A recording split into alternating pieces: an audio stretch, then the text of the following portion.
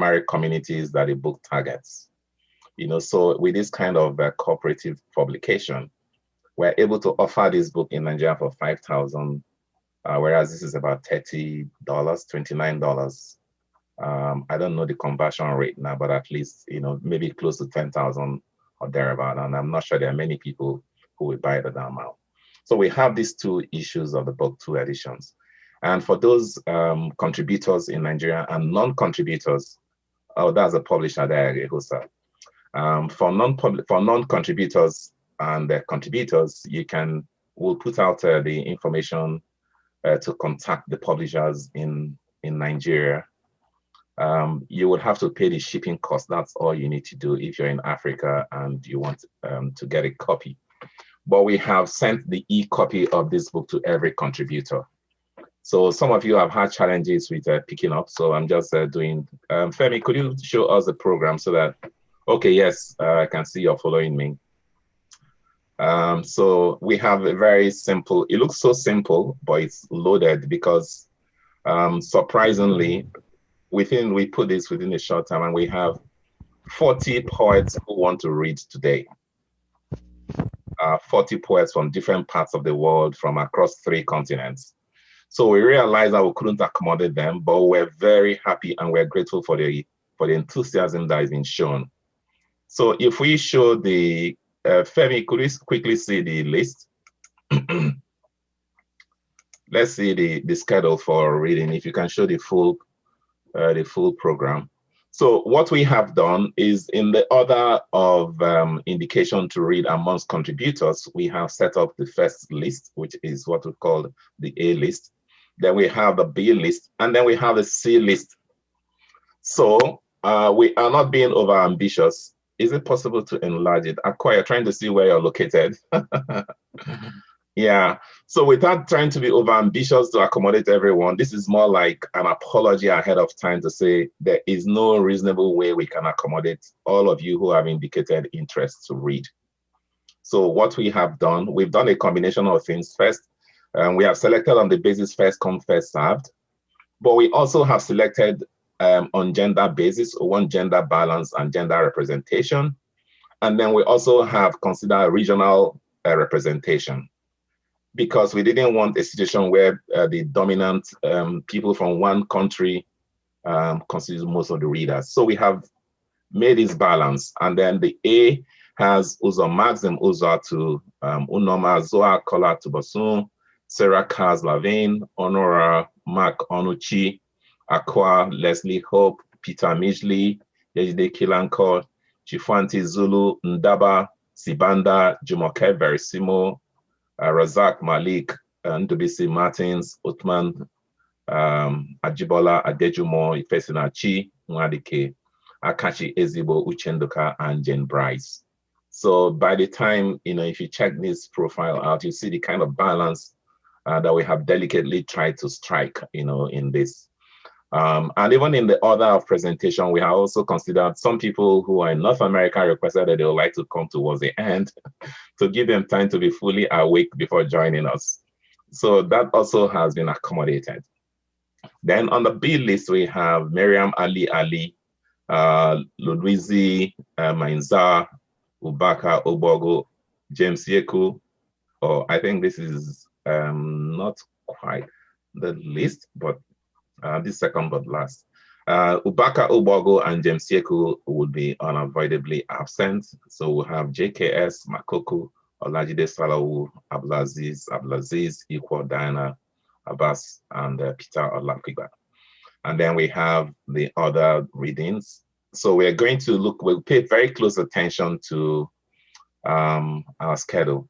But the biggest challenge we're going to have is time. So I'm going to put our hosts, James and Femi, who is my colleague at Institute of African Studies. And then I would also put James, on notice. We will each have 3 minutes. I know I didn't quite prep you for such a very short reading, but I would expect that you're going to be putting not just your poetic sensibilities at work, but also your creative sensibility in managing your time. So with the 3 minutes, and I'm going to request that our host be very, very strict, which is to say that the mic will be cut off when your 3 minutes is off. And also hate to do it, but I'm sure we want to be as democratic as possible and to give as many people as possible the opportunity to read. So as I said, for those who have just joined us, is an apology ahead of time. If we're unable to accommodate a lot of contributors, it's because we can't stretch this beyond an additional maybe 15 minutes. We planned this for 90 minutes. But to be very frank, we also underestimated the kind of enthusiasm we're going to get in terms of response. Within 1 hour that I put it in, we had close to about 20 people indicating they were going to read. But something this has told me is that there's a need for us to think about a more relaxed reading again after this event. And we can think about it and plan towards it. I would like to welcome all of you. I see a number of people, including some elders in our community. Professor Toyin Falola, we are so excited to have you. He also happens to be one of those who wrote a blog for this book. And it's a good thing that he is here with us. So without much ado, and to begin by checking myself with time, now that we have taken care of the housekeeping, I'd like to go straight to the book presentation of the African edition by Narrative Landscape. And for this, I would invite our publisher, Dr. Ehosa Imasuen, to present the book formally to us. Thank you, Ehosa, over to you. Mic check, mic check. Everybody hear me clearly? Yes, we can hear you. Well, yes, we can hear you. People are muted, so they might not all respond, but I think we're hearing you. Yes, sir. I'm seeing a handsome Uche Peter Umez, and of course, handsomer Unduka. You know. Thank you so much for being here, everyone. This was always going to be a large, huge honor for us. As soon as the idea was presented by Unduka and Uche, that they were going to work on a themed collection inspired by Wayfarer, by Pius's former collection of poetry, it was a no-brainer for us. Getting into a partnership with them and with Daraja Press of Canada was something that myself and Anwuli Ojogu, who is the co-founder of Narrative Landscape Press, were always going to want to do. And so we got involved. We, on both continents, collated once the editors had collated the poetry, it was as though they had two masters, these two gentlemen handling our Nigerian sensibilities and also handling the way the Canadians would have loved them to have presented the text and our different concerns, and going through that entire process. But at the back of everything was getting this book out in time for, as part of remembering the kind of life that Pius had lived, and also as a way to get a new collection of voices, to get people talking again, to get a new paradigm shifting collection that showed where poetry was going, that married the new, not should I say new, but that married the oral style that was gaining traction, that had inflection with the American inflection, but taking it back to the griot style of speaking truth, and also with the most structured poems that you could see. So that is why and how Narrative Landscape published this small commemorative edition of Wreaths for a Wayfarer, an anthology of poems in honor of Pius Adesanmi, 1970 to 2019. The collection itself can be found on our, because after we discuss art, we also discuss business. The collection itself can be found on our website and our Konga page for those who are interested in getting it now. we ship across the continent and across the world. Thank God the world is becoming smaller as we recover from the pandemic. And what is more to say than I hope that everybody here enjoys the readings from all the contributing poets. And I hope that 1 year on, since the idea came, since this book was supposed to come out before we were interrupted by the pandemic, that it's never too late to remember and to honor those who have done great work in our name. Thank you so much. Yes, thank you. Thank you very much. So we have taken the book presentation. And then, as I said, you have the email contact. We'll put it again on the chat. So Femi, if you can put the email contact, or also you can put your email contact. Of course. Yes, on the chat. For contributors? For contributors and anybody else who wants to buy, without necessarily going through, if they want to reach you, fine. But it's basically for contributors in terms of the agreement that we have had and I've discussed with you. But like he has said, others can get it from Kunga and from their website. So you might not have the need to contact Ihosa. All right. So we'll go straight to readings from contributors. And I'd like to invite the one and only the poet, Uzo Maxim Uzatu, alias Boroja, to open the readings for today. Boroja, that's Maxim. Over to you. Can we have you read? And then I'll just like the host to put out the list so that everyone can see their names in the order in which they're coming. After that, we'll have Unoma follow with Boroja's reading, and then Kola and Sarah, and then Onuchi.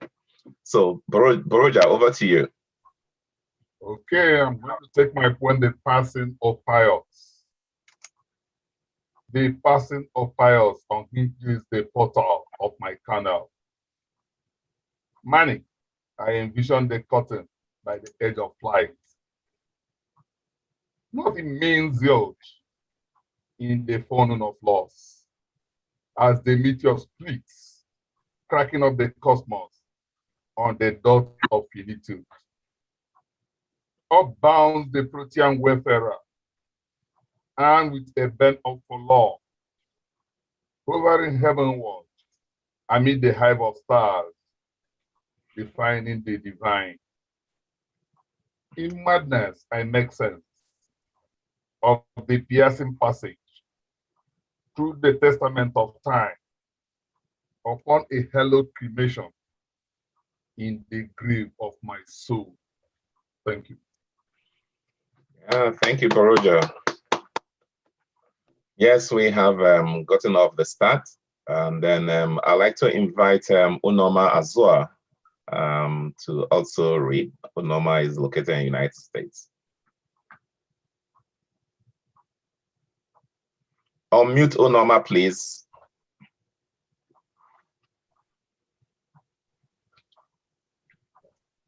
James Femi, please unmute Unoma. Unoma, mute yourself. Okay. All right. Thank you for this opportunity. My poem is entitled Avoiding Sunlight.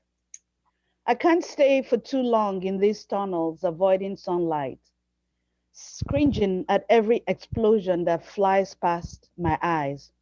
I can't stay for too long in these tunnels, subdued by sounds of crickets shrilling to placate the night that has befallen us. I can't stay in these tunnels for too long, gagging at the stench of these trenches. Here corpses are clustered around broken things. Each piece cries. I can't stay in these tunnels for too long, where scorpions claw at cold air. Even gnats brace for the pain. The rain of ashes has infiltrated every space that breathes.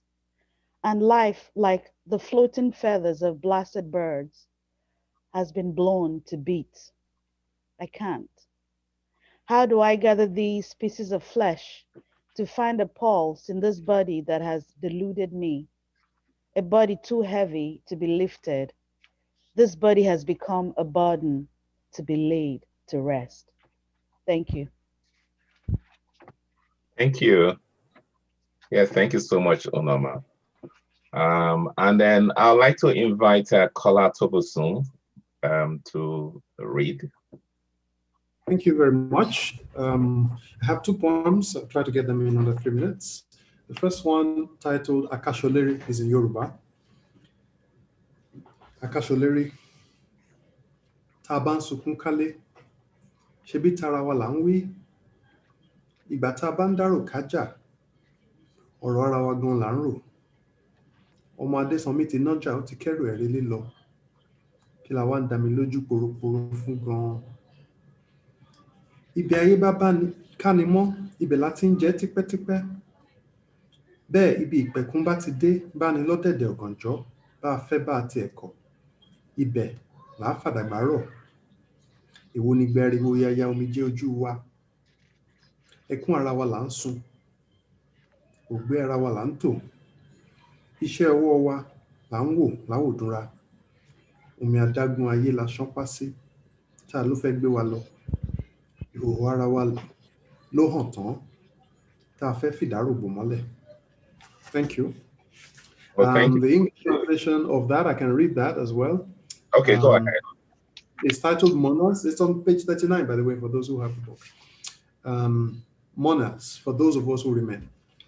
When we cry around the house, aren't we asking about our own fate? While we cry in pain around the market, it's our own circumstance we're pondering.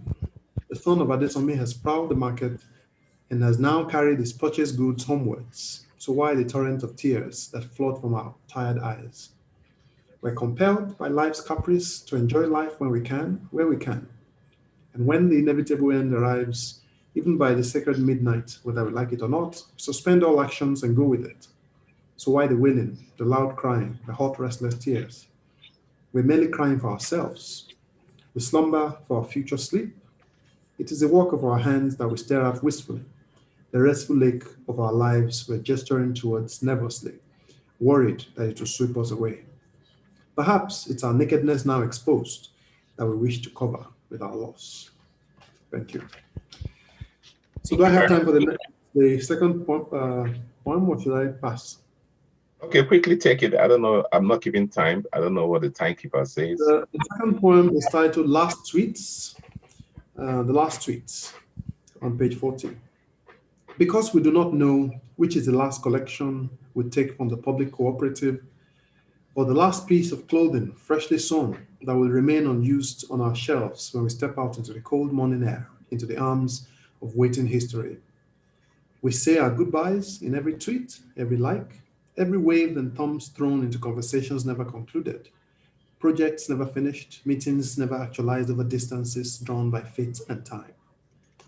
Because we do not hear the farewells and the laughter drawn on our quotidian chores, the pain filtered through every visa wait and security check and pat downs through Ethiopia and Istanbul and Heathrow and Paris, and in the shrugs we substitute for commentary when the weight of circumstances push us into the hammock of curated silence. We settle for hugs and bubbles of thoughts in each other's way when their face flies into our view on a quiet night, when the last thing we wanted to hear was, "Didn't I see him just last?" Because we do not know on whose head the sequin cap that finally caught up with Arikuyeri will land next, in the weight of his inevitability, drawn from close shaves, miracle saves, mother's prayers, missed appointments, and all vain escapes we praise in songs and dance and poems, and creative pretenses to permanence. We draw our breaths with fire, and blood rumble through the earth with passions of gods, with loud bells and talking drums on their heels, like kings, like men, unafraid of the memories we weave. Thank you. Yeah, thank you very much. And I'm not sure. Sarah, are you there? Yes, I am. Oh, wonderful. Yeah. So I didn't introduce the first people because I'm also trying to save time, but I think I realized that it's just okay to give you a sense of who is reading. So Sarah Kaz-Lavin is currently, had completed a PhD decision in international relations with a joint degree at Carleton University and the University of Groningen in the Netherlands. He's an advocate for various causes, including visa refusals to African scholars. And she is one of administrators for the Canadian Association of African Studies. Sarah, over to you. Thank you, Luca. So this is called Can You Do This Thing? Can you do this thing? Buy these apples and bananas, 4 of each. Ride this bus. Meet your mother at her house. Sit, sit, sit, stare. That person's leather gloves, his stylish rubber boots, black with a lining of cloth. The list goes on and on. The mind, too, gets scorched, like the sun-dripped field, scorched by jet fuel.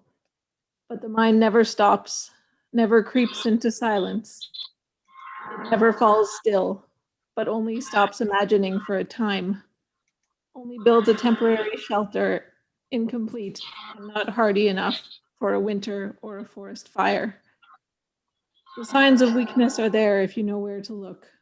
Watching this video about homeless dogs and their people, the few tears leaking out before you stop them up.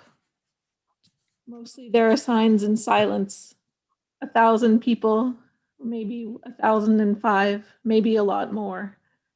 Going around and about on the bus, head propped against a dusty sunlit window, rarely cleaned, asking themselves, can I do this thing I have to do without him, this mundane thing today, like crossing the snow mush street, like seeing my mother, not knowing that they can, but knowing they will, and never speaking of grief. Thank you. Oh, thank you so much. Yeah, that was from Sarah. And the next person who is going to read is Onuchi. Onuchi, are you in the house? Yeah, I'm here. Okay, so Onuchi, Mark Honoroiza. Yeah, that's right. Yes, is a corporate communications and high impact business re-engineering consultant with a consulting group. To you, Onuchi. The title of my poem is one called 047. The ugly reading of the home core of an inimitable Trojan with barely 2 score and 7 seasons of sails and cruises upon the scorching earth left trails of an iconic footprint. The sudden call to roost of a lexical wingman, a scribal custodian, whose scholarly tomes continue to ring louder at every passing day. It was a tragic tale of a lexical warhead who fought fiercely and fearlessly the vile goons and gangs of credible governance, now immortalized by his revolutionary deeds. A radiant rose in a crown of thorns, whose galvanic flight was truncated by darkened skies, muffled by hazy clouds, and puckered by waffled wings. We will not forget how he blew bullets and starlets of promise. His well-wired path triggered evolutionary trends, breaking norms, igniting embers of revolution. He became for us a warrior of the wild, evoking unalloyed truth to power, with a purest passion for perfection, a ruthless apologist for the ardent activist of hope. His nuptial ardor with culture and humanity left for us an instructive reality, to be humanly treated, humanized. Thank you. Yeah, thank you, Mark. And then at this point, I would like to invite Akua Leslie Hope to read. Akua has won the U.S. National Endowment of the Arts and the New York Foundation for the Arts Fellowship for Poetry. Her first poetry collection, Abeokuta, won a Writer's Digest Award. Welcome, Akua. Thank you so much for having me. I'm deeply moved by the other poets. I'm going to read Earthwork Sistina, which is in the book. A Sistina repeat certain N-words? Earthwork, Sistina. The man who left water in the desert was charged for littering. He had found a 14-year-old girl dead from illness and want, having sent her brother on. His simple solution to save lives, like that college guy who bid without money to save wilderness lands, faces prosecution for saving those lands. Who wants children left dying in the desert? Being the people we seek, we should bid to save our air, our land. So much is found in quiet places, respite, healing, a solution to what ails us, to ease our gnawing want, which has so outstripped our needs. We want, and with technology take from other lands, then decree what may be a solution, but shreds hilltops, turns grassland to desert, steals water from wherever it may be found, ignoring native needs, enslaved to the highest bid. We distract ourselves as we bid on frail lotteries which do not ease deep want, paying failed banks more. Our losses are found in coal mountain slides, in strip-mined lands, filling green deserts with sludge, wrecking fragile desert, increasing unmet debts with a dire solution.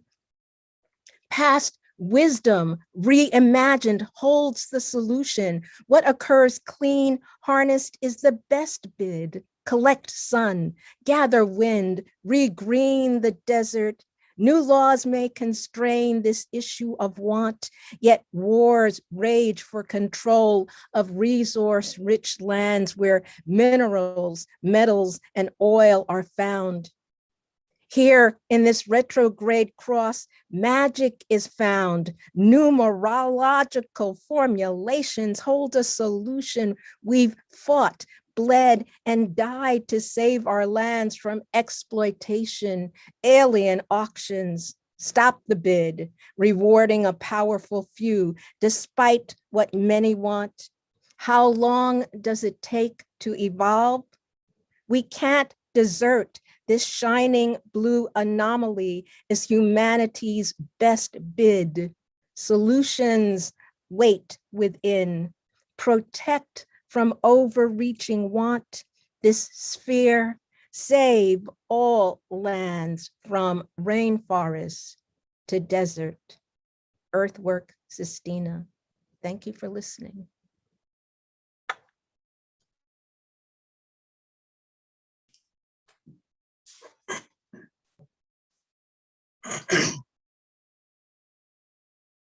Excuse me. So we have next to read Peter Midgley. Peter Midgley is an editor, a playwright, storyteller, and children's novelist. His works include Stoolies, Mattress, and Unquiet Bones.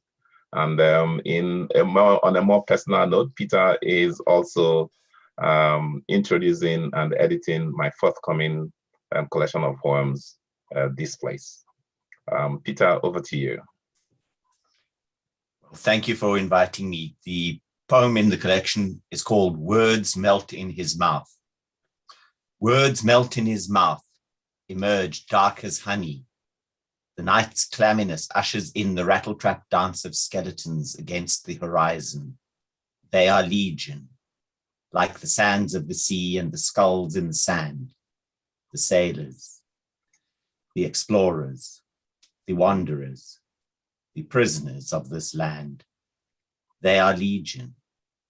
They are silent. They have died in multiple ways, each death a parting and a return. Who knows from whence they came? What is departure? What is return? Taste the earth. No. Taste the earth. Go down on your hands and knees, dig down below the brown hide to where the desert sand throbs a darkened red. Fill your fingernails with this soil. Let it sink again, black as honey, this ink of my body, blotted into the desert. Taste the earth. Smell it. Feel it. Feel its textures and its joys weeping to the surface like water. The sorrow, the heartache, the bones of the ancestors dying in poisoned wells. Taste the earth and feel its pain. Taste the earth blotted with the ink of many bodies. Thank you. Yeah, thank you, Peter. Thank you for the reading. We have next on our list to read Yejide Kilanko. Yejide Kilanko's debut novel, Daughters Who Walk This Path, was longlisted for the inaugural Etisalat Prize and the Nigerian Prize for Literature. She lives in Ontario, Canada, where she also practices as a therapist in children's mental health. Welcome, Yejide. Yejide, where are you? I saw you earlier. I'm here. I'm trying to mute myself. I'm sorry. Okay, that's all right. Yes. Good morning, everyone. Thank you very much for having me. So I'm going to be reading my poem called Blue Skies. The skies were an ocean when we heard words one wishes one cannot hear. Tectonic plates groaned as the world shifted. We were stunned into silence, reduced because we are less. On these main social streets, you earned your stripes as you shared your light. Light infused into stories which conjured what could be, what our people could be. You told us greed sets the world on fire, that stoic resignation stokes it. We cannot be well when the futility of fetching water with leaky baskets consumes us, when the places we love continue to swallow us whole. But we must love enough to question, to demand, like you loved. Omoluabi, oh how you loved. Final goodbyes are hard. They sink fangs into soft places and leave gaping holes. But something greater lies beyond the bright blue skies. You have seen it. For years to come, we will tell your story this way. One day, with majestic crown in hand, you straddled a cloud and flew home. Thank you. Oh, thank you so much. Thank you. Thank you for that fine reading.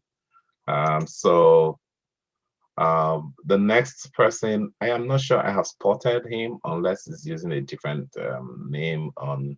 It's Chifwanti Zulu. Is Chifwanti here? Chifwanti Zulu is the author of A Penny for Your Thoughts, a WordPress personal blog of poetry and daily musings. And he works as a core quality monitoring representative in Lusaka, Zambia. Chifwanti, are you here? Okay. No, it's not. It's not. Okay. So I would have to skip him and then invite Ndaba Sibanda. Are you here, Ndaba? Ndaba Sibanda. Okay, we'll skip him and then we'll move on to Jumoke. Are you here now? Jumoke Verissimo. Ndaba is here. Ndaba is here, right? Yeah, Ndaba is here. Ndaba, can you hear me? I'm here. Oh, okay. Yes, okay. I can hear you. Oh, that's great. So Ndaba is going to read, and as I had already, Ndaba is a Zimbabwean writer. Sorry? Can you hear me? Let me give you just a quick intro. Just one sentence. So Ndaba Sibanda is a Zimbabwean writer and author of Love Clock, The Dead Must Be Sobbing, Football of Fools, Of the Saliva and the Tongue, and When Inspiration Sings in Silence. Welcome, Ndaba.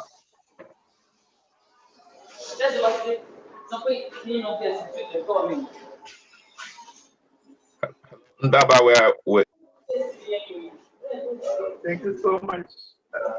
And thanks to everybody.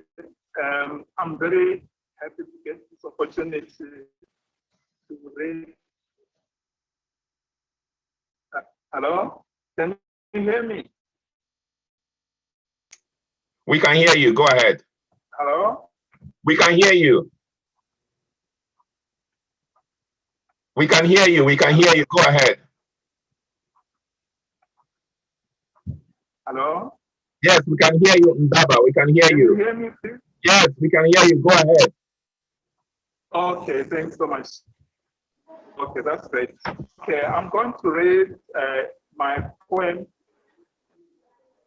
Okay, thank you so much. Okay, I'm going to read my poem called To the. And this is very important because it speaks to the theme of the event and also to the life of the person that's honoring today. Okay, so pause. What is, some say it is a gift, and we should say, some say it is a challenge, we should face it. Some say it is an opportunity, and we should capture it, should jump at it. To think you've lived with it for so long, and I guess the path. It is meant to believe and love. What if it's a plant? Think about the fear of flying, aviophobia, aeroplane phobia. This is the advent drive. One step on the plane and valve each fly.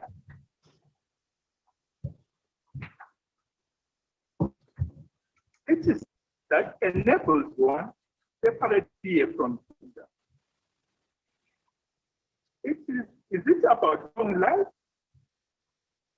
but existence or spirit, quantity or quality? Is it about being haunted by thought quality? Is it about losing it? Is it about being haunted by the thought of mobility? Is it being affected and detected by viruses, other viruses, and images? It is something of it. If we unleash our uniqueness, it's a game, it's a challenge, it's a flight, we will find its meaning and message.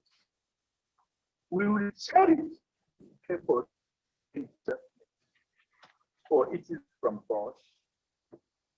We must give it to the fullest. We must love like us. Thank you so much. Okay, thank you. Thank you. I think you chose to read a different poem. Hello? Yes, are you done? Hello?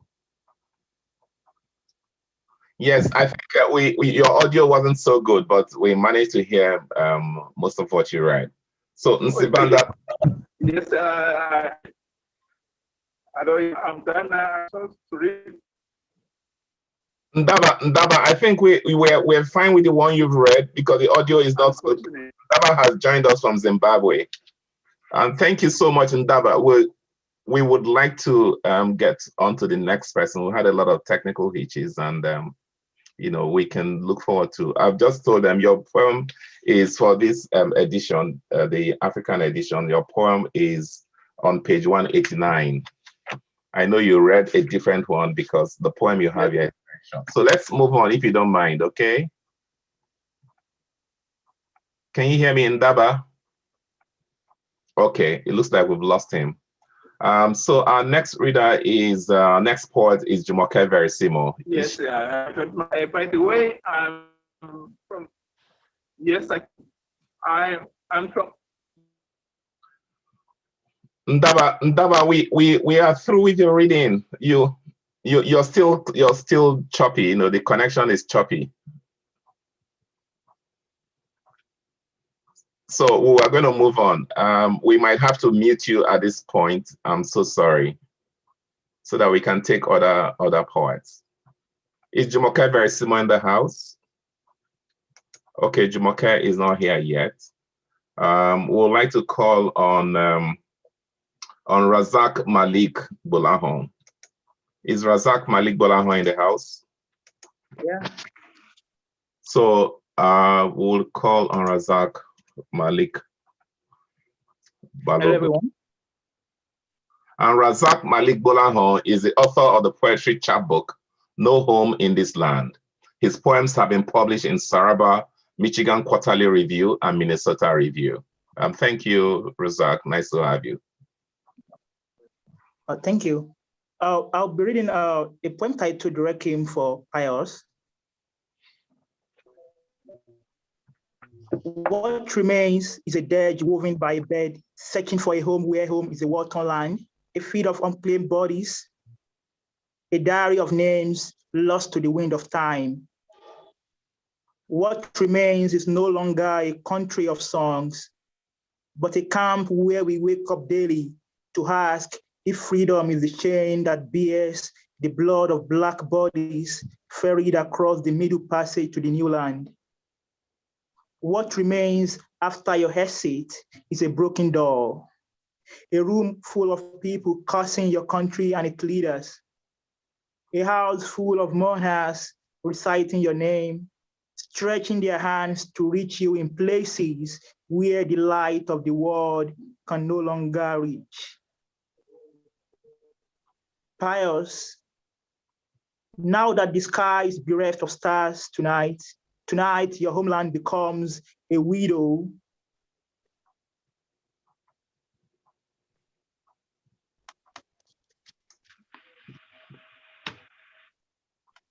Tonight, your homeland becomes a widow, howling like a cage bird, a child craving love where love is an abyss.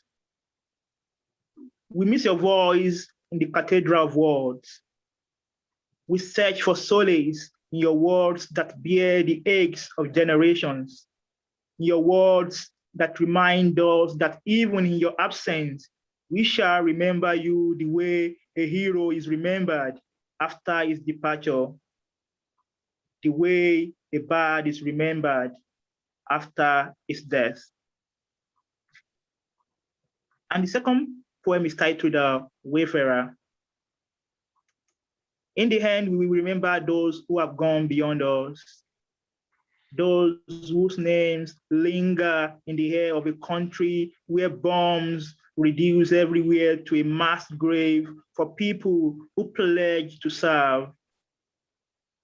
In the end, we remember our loved ones, and tears will descend through our faces as we watch time leave, our dreams becoming trapped by cobwebs that blanket the corners of houses where the dead are forgotten, where the dead are voices unfamiliar to the world. In the end, we will remember the dead, the moribund, and those who are about to die in places unknown to us, places where home is a stone that bears the name of the dead, places where their grave become unidentified, their graves unadorned with flowers, as nothing survives after the death of a beloved. Thank you. Yeah, thank you so much. Thank you. Thank you, Razak. Jumoke Verisimo is back in the room. Jumoke, are you here now? Hello, Jumoke. Okay, looks like we've lost her again. And then I'd like to call on the next on the list. Jumoke is still here. But she's not responding. She's not responding. Okay. Hello, maybe she's just on and she's not on seat, as we say in Nigeria. All right, so I'd like to call okay, Jumoke, you're here. But I would like to take some minutes. I found that I was on mute. Okay, so I'll call out. So you want me to take the next person first before you? Yes, please.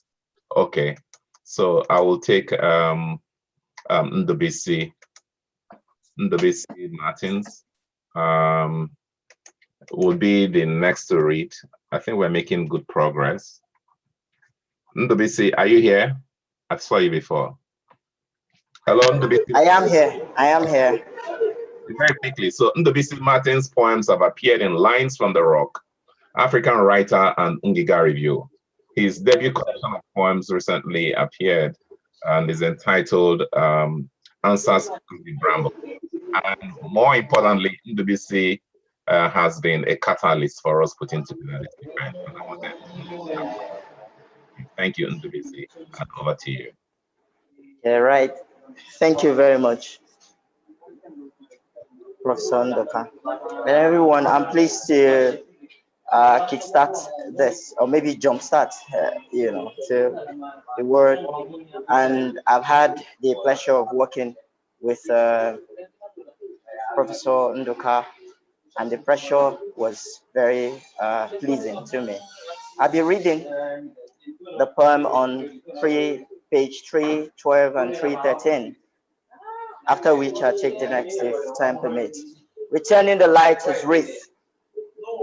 Those feet that beat part have taken the last dust.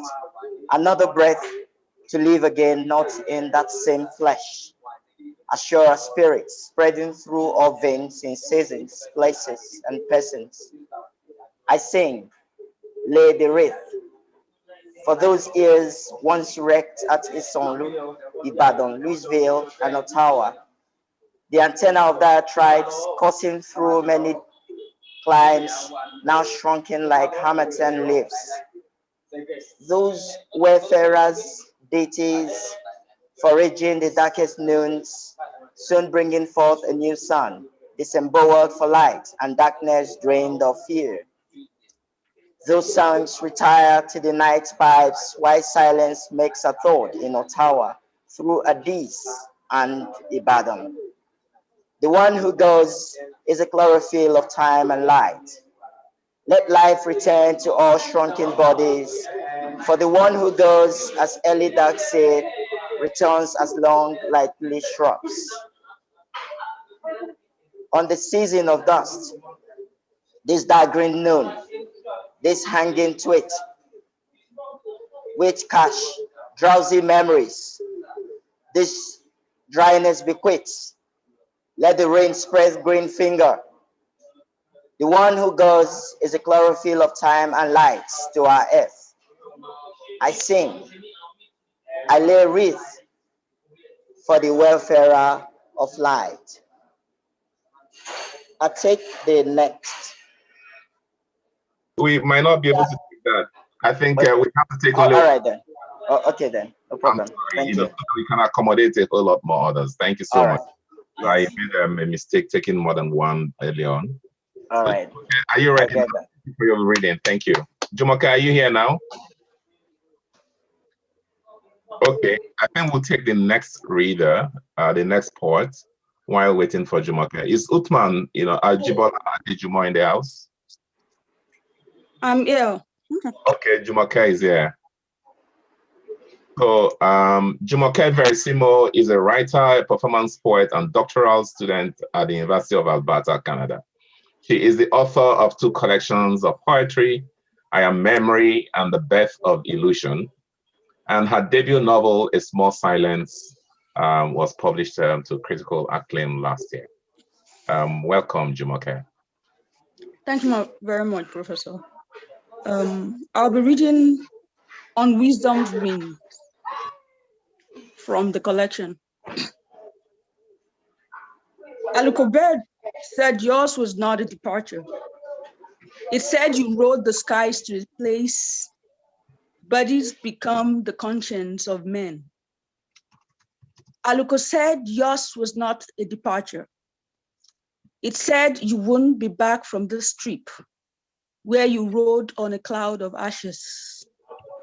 Yet, what do we call this trip, which is not a departure? There's a word that precedes departure. It is an assurance of a return. There's a word that precedes departure. It is the confidence that bade goodbyes. But what word precedes a man in the sky flying on the wings of wisdom? What words conveys a grief like yours, sitting on the ridge of our noses? Aluko Bird says yours was not a departure, and we shouldn't accuse death of treachery. so we won't honor death with our tears also. Yet to whom do we tender a resignation of how this voyage denies us a word to speak? We have no word for this grief that insists it will sit on the ridge of our noses. We cannot speak of grief because you swallowed it. We cannot speak of grief because death honored you. We cannot speak of grief because she left us words. Nothing teaches us how to grieve for a man in the sky, flying on the wings of wisdom. Thank you. Thank you very much for that moving reading, Jumoke. And your reading immediately just struck the chord of part of the reason we have, wayfaring, as part of the theme, and then, the connection to COVID. The reason being that we can see how much, mobility is so central to our lives today with the restrictions on travels and on the skies. And we found this a very interesting connection, regard to how much, death is present, all in our lives. And then also in the various spaces that we inhabit, including the skies, which is something that we'll all keep on pondering as a backdrop of this reading. Thank you. So I would like to invite Uthman. Is Uthman in the house? Uthman Ajibola. Uthman Ajibola Adejumo, while we put him on standby. Well, we're going to take Ife Sinachi Nwadike. Is Ife Sinachi Nwadike here? Ife Sinachi Nwadike. Okay, we don't have Ife Sinachi Nwadike, and I would like to invite the next reader and the next poet. She is the very distinguished Akachi Adimora Ezigbo, who has published in various literary genres and taught in universities in South Africa, United Kingdom, and the United States. She is a fellow of Nigerian Academy of Letters and winner of numerous literary prizes, too numerous to mention here. We'd like to invite Professor Akachi Ezigbo to read. Thank you. I'm glad to be here. The title of my poem is Light Dims to Shine Forever. An eclipse afflicted the art's house. Fearful scourge, not foretold by watchful seers, peering attentively into the house of omen. Alas, its passing revealed that you had taken flight to another world beyond our gaze. You are light, you dimmed briefly to shine forever. You will always inhabit the literary edifice you erected. Your measured steps of success were phenomenal. Your gait echoed in the hallowed hall of honor. Eyes saw you, ears heard you, and mouths uttered praises. Many think you embarked too early on this journey, as if anyone knows when the journey will begin. Wise and witty literary ancestors welcome you, the youngest notable member of the Griot clan. You washed your hands clean. You dined with the greatest. Farewell, young but wise ancestor. Your glittering legacy will endure the ticking of time. Those left behind and future songbirds will remember you. Wherever the torch of life is extinguished, there the stick must be relinquished. Cold comfort, this might seem, but only the discerning can read the hieroglyphics of time. Muje, muje, mortals hastening to unknown destinations, daring, challenging the inscrutable face of fate. Some may ask, what is the real import of life? What is the use of all the striving? all the hours of toil. Your life, your departure answered it all. Bam. Man, woman, live well, sow only good seeds for a good harvest. Even if you don't harvest them, surely others will after you. Thank you very much. Thank you so much, Professor Ezigbo, for that reading. It's so interesting to see how each of these readings takes us back to the person and the personality and the symbolism of Pius Adesanmi, our good friend, compatriot, and colleague. So I would invite the next poet. Is Uche Nduka in the house? Uche? Is Uche Nduka in the house?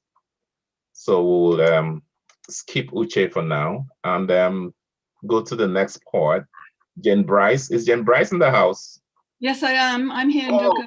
Oh, fantastic. So Jen Bryce is in the house. So we'll have Jen Bryce. We're so happy to have Jen, join us from the Caribbean. Is that where you are right now?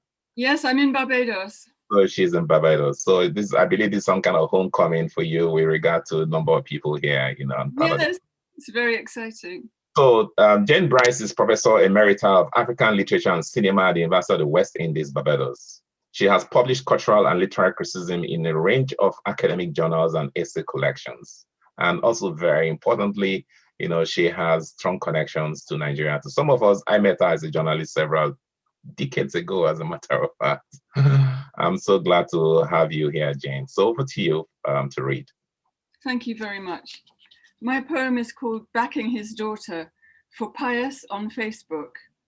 This was in response to a post that Pius put up of himself and his daughter. What does it mean when a man ties his daughter to his back, wraps himself in a wrapper, lets himself be late for work, undoes knots of tradition, unravels mysteries of fatherhood? Will his daughter remember when, later, she stands at the plinth, the lectern, the bridal altar, back that carried her? Will she, fumbling the knots of her wrapper, feel the tied traces of a lost love? Backing her own baby, will she feel her father's heart beat in her own breast? Thank you. Thank you, Jane, for that reading and the very dramatic one that brings, one of those moments about Pius and how he lived and what he represented. I want to quickly take this opportunity to recognize the presence of the Vice Chancellor of Chrisland University, Abeokuta, Nigeria, Professor Peace Chinedum Babalola. She is a great lover of poetry, and then she has also been very generous with supporting this event. Thank you, Professor Babalola. And thank you very much. Okay, yeah, so thank you so much. I will now move to the other group of the readers here, and while paying a backward glance as much as possible with regard to the people that are called early on. So the next poet is Miriam Ali Ali. Is Miriam in the house? Miriam Ali Ali. Okay. Miriam had indicated, all the people that were calling had indicated and registered to read for today. I know that the other person that is on my list here, I think I've cited early on, and that's Ludwisi. Are you still here? Is that Ludwisi still here? Hi, can you hear me? Oh, okay, Ludwisi is here. Great. I thought I saw you early on. So Ludwisi MK Mainza is an accountant and a self-taught Zambian writer. He has been featured on Poetry Lounge, a local radio program showcasing emerging poets. We're so happy to have you join us from Zambia today, Ludwisi. Over to you. Thank you so much. Just a small background on the poem I wrote. I'll read. So it's called Saturday 1256. I don't know if anybody noticed, but the number of words is exactly 139 to represent Psalm 139. Okay, so let me read that for you. Saturday, 12:56. If I take the wings of the morning and dwell in the utmost parts of the sea, even there your hand shall lead me, and your right hand shall hold me, and steady me as I walk on water and marvel at the beauty of the sea. Nigeria wails tonight, all eyes glued to their televisions. Which poet will write my eulogy? Who would dare sing my song? How many men will pay tribute to the man, Pius Adesanmi? Lay your pretty flowers here next to the Wayfarer. Make sure there are 157, for I do not walk alone. On Saturday, 12:56, an angel came to me, but I think I forgot all that he said, except the words of Psalm 139, which I shared with you, knowing it was my last goodbye. Oh. Thank you. Wow. Thanks. Yeah, thank you, Ludwig. Thank you so much. That was also very touching.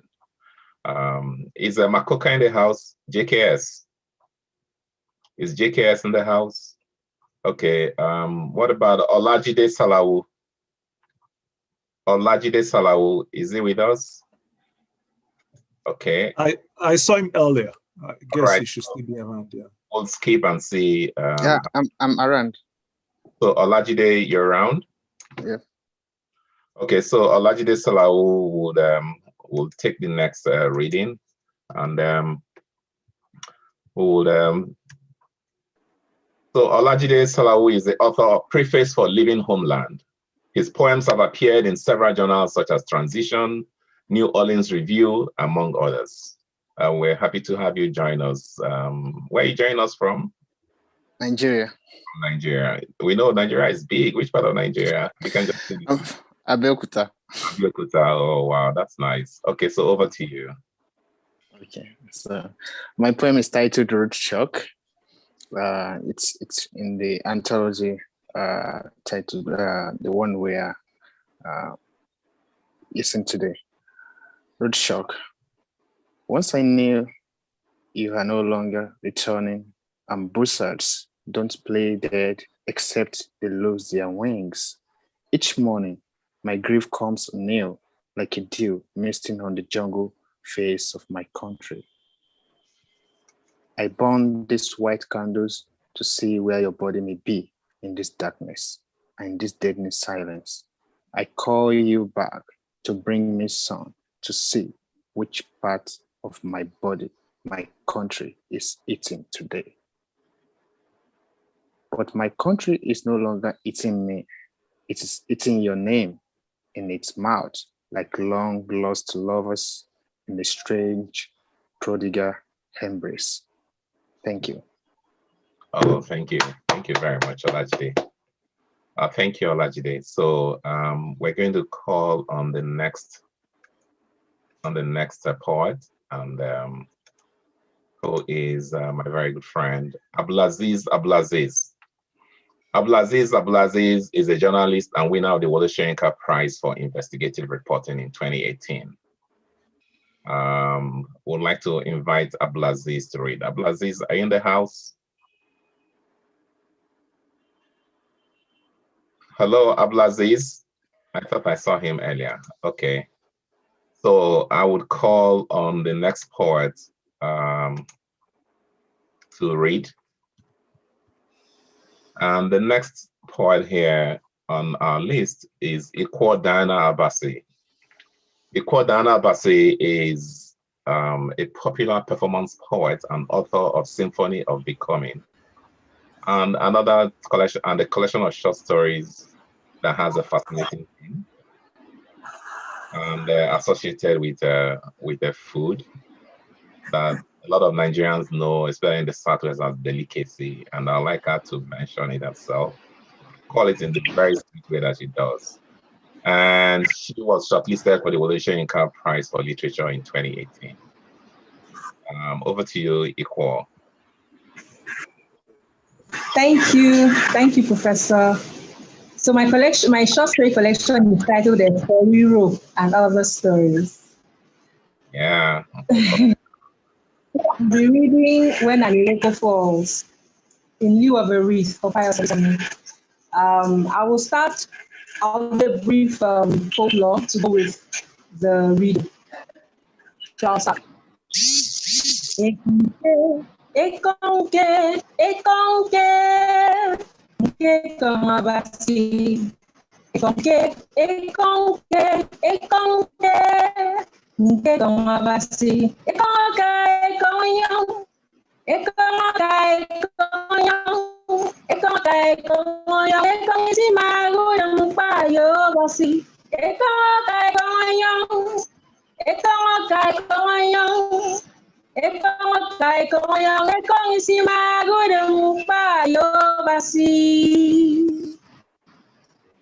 When an Iroko falls, the land trembles in awe. Young and old gather, tell tales not all, tales of might and stoicism, admiration of refinement, too glaring to be captured in words. The fearless Iroko sapling lies prone. The lips of this child are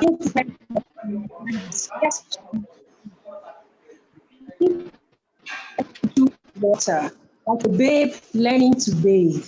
She succeeds by washing the belly squeaky clean. Despair was heavy, but you wielded it bravely, piercing false with precision at the time. Who now will look this us? Whose humor will henceforth dispense laughter and intent musing? But who are we to complain when the drum beats stop while the next step is suspended mid-air? The next love letter to motherland, but a rapidly cascading horn of thoughts, hopes, and dreams. Your song does not end, Wayfarer. Only your location and audience changed. Your roots sank far here.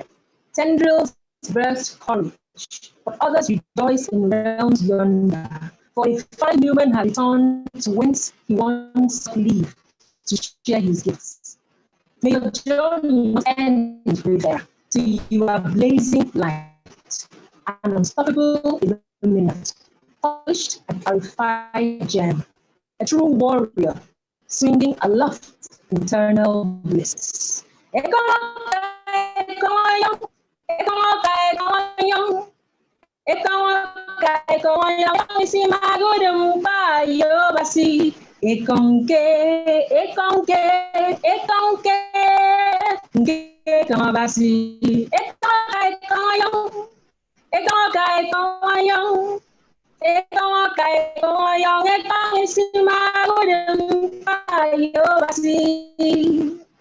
Thank you.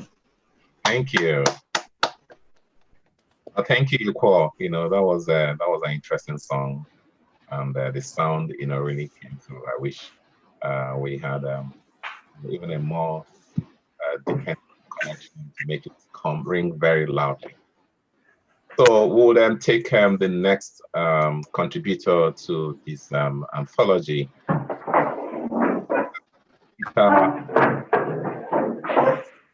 I hope he's in the house.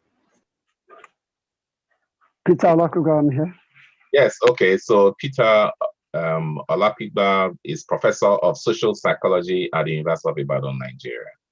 Thank you for joining us for today's World Poetry Day reading, celebrating anthology in memory and in honor.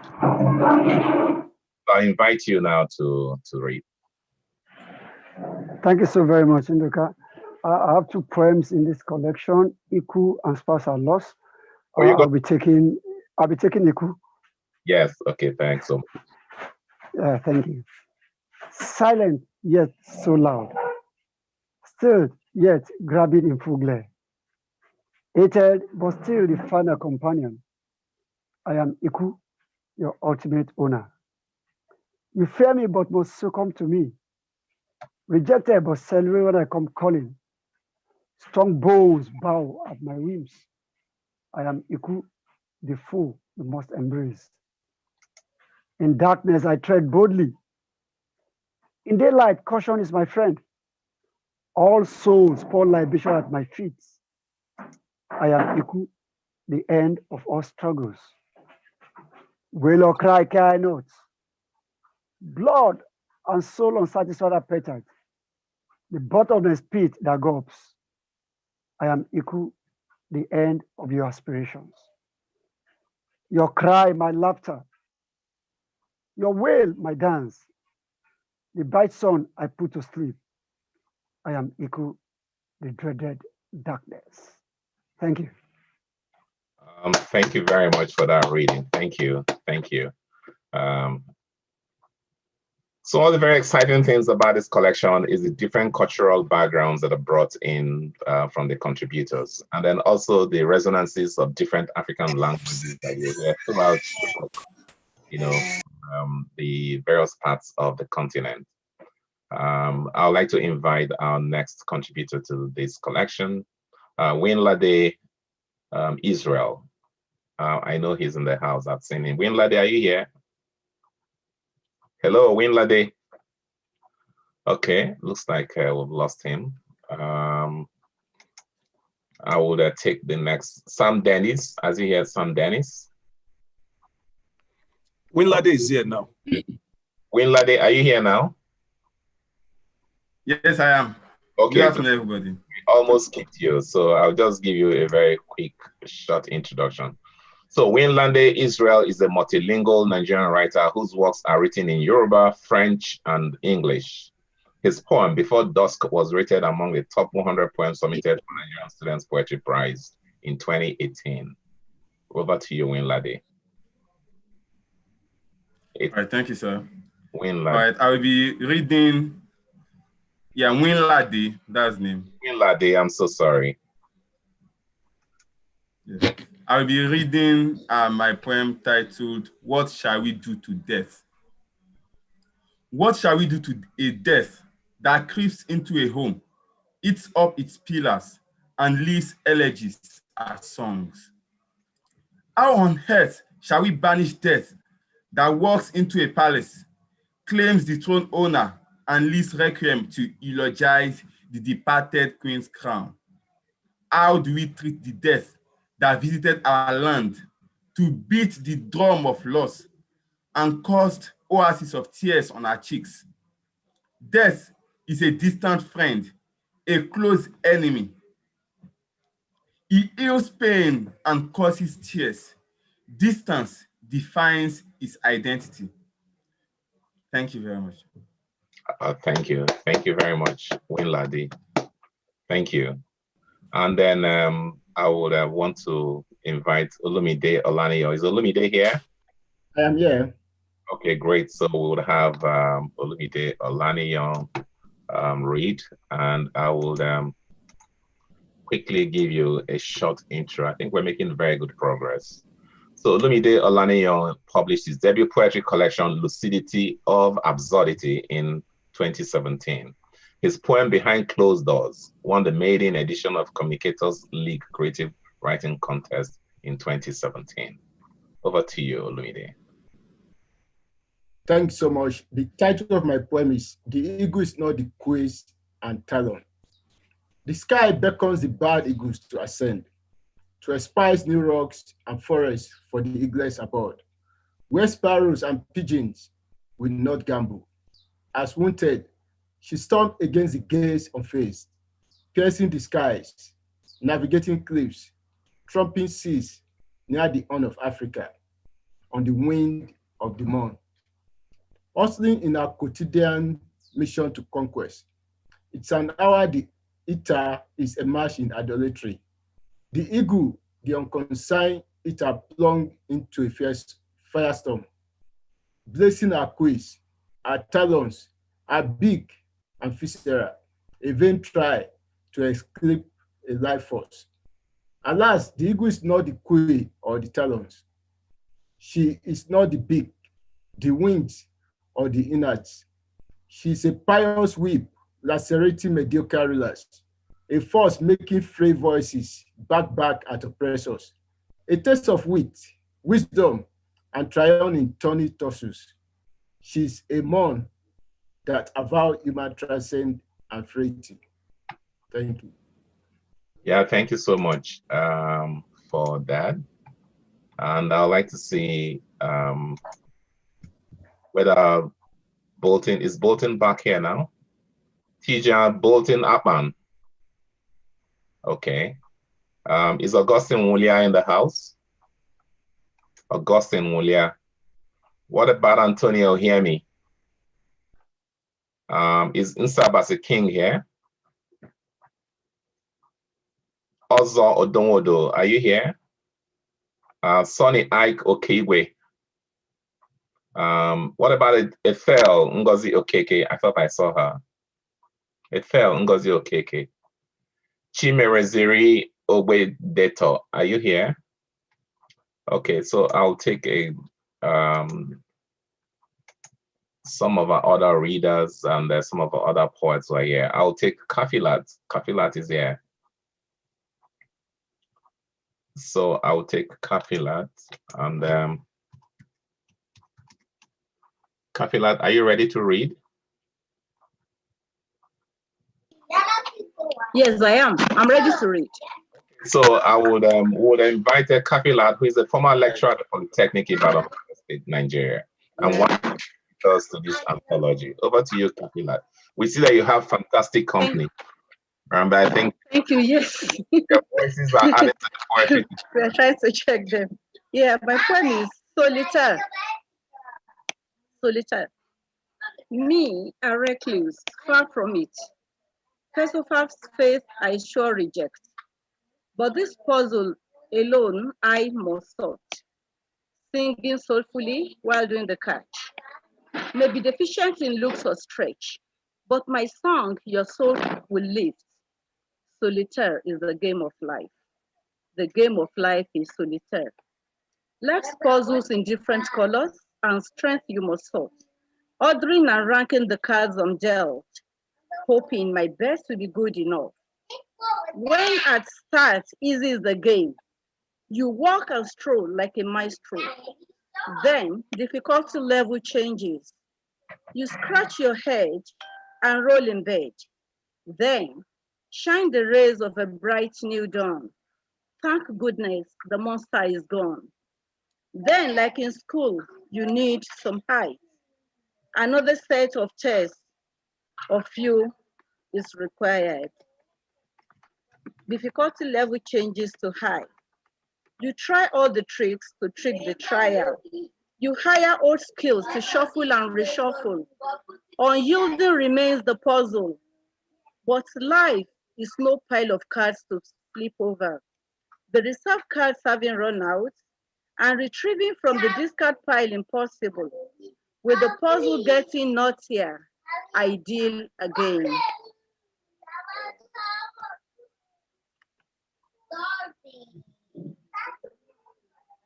Are you done?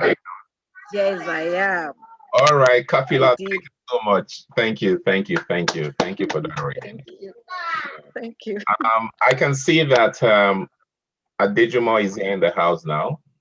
Uthman Adejumo Ajibola, are you ready to read? Uthman Adejumo, I think I spotted him. Yes, I am. Okay, good. So Uthman Adejumo Ajibola is an editor, playwright, and screenwriter whose works have appeared in the Association of Nigerian Authors Review. Please read your poem.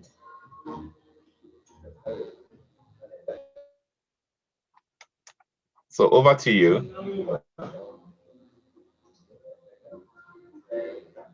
Can you hear me? Sorry. Yes, over to you. I'm waiting for you to read now.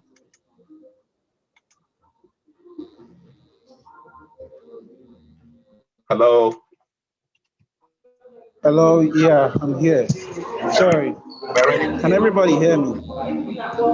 Yes, please. Okay, title of my poem. Title of my poem. Hello? Okay, go ahead.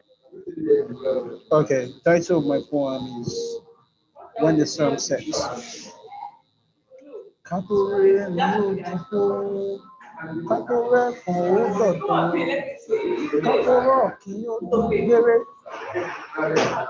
the sun sets, the poet doesn't go home.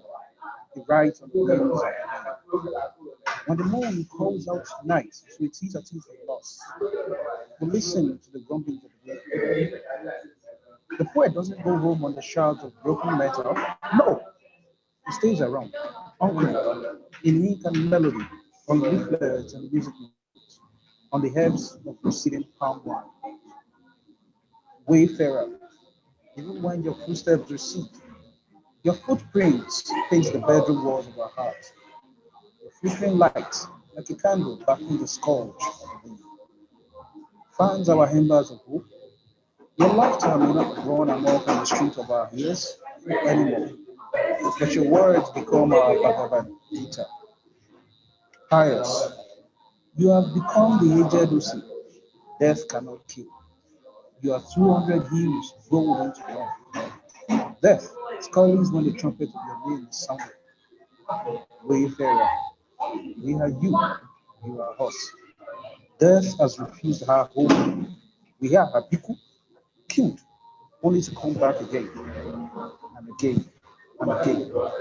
Even the shrapnel of a flaming bird cannot defile us. Thank you. Yeah, thank you so much. Thank you. I'm glad that. Thank you for your reading. I'd like to invite Selina Aju-Amer, whom I had spotted her a while ago. Selina, are you ready to read? Hello, Selina.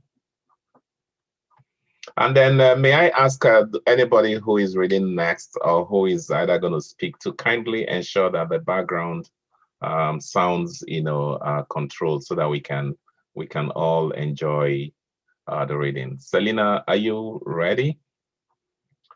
Okay, so I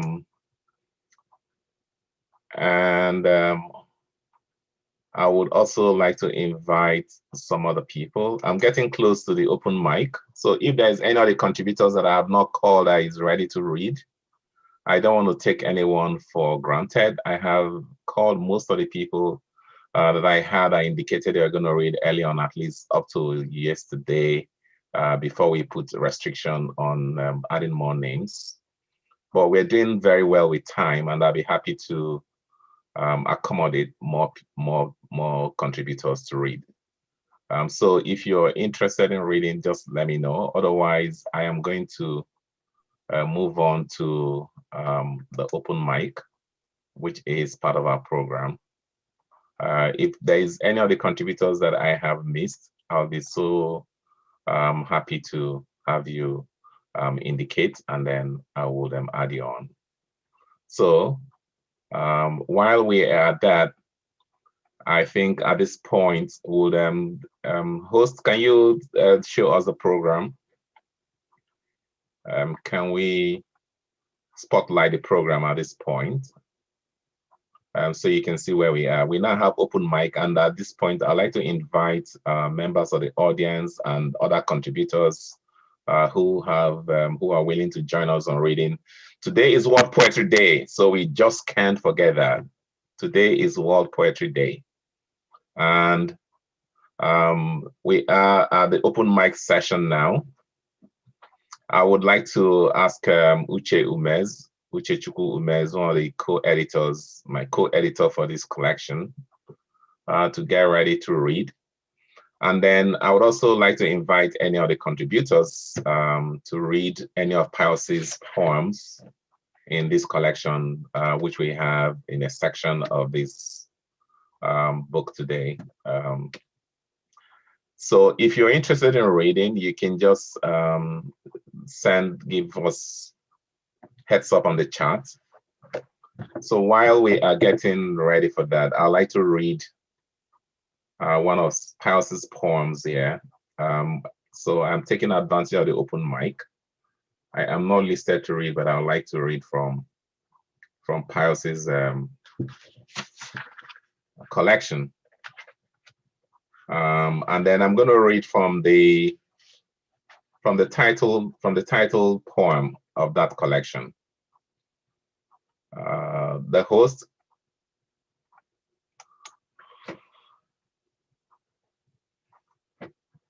And the title of, I'm taking the Pius's title poem from his collection, The Wayfarer and Other Poems. Can I get the host to spotlight me so I can show the cover of this book?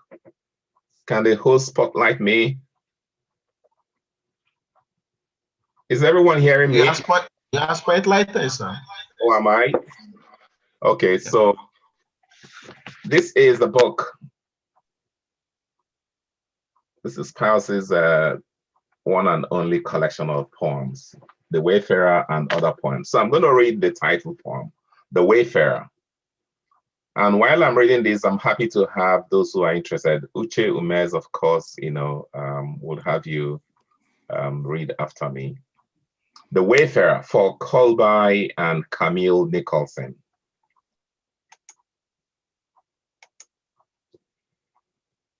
The Wayfarer. What tales shall the wayfarer tell when time and tide and the pool of ancestral blood return him to his native land? Shall he tell tales of igloos, of temperatures congealing his tropical blood, of bills and more bills, hydro, cable, MSP, phone? When accomplished and fulfilled, I bid farewell to the eyes of Canada to fry anew under African skies. Host is not Uthman reading. When accomplished and fulfilled, I bid farewell to the eyes of Canada to fry anew under African skies. I shall tell tales of love found in the jungle of the Nicholsons.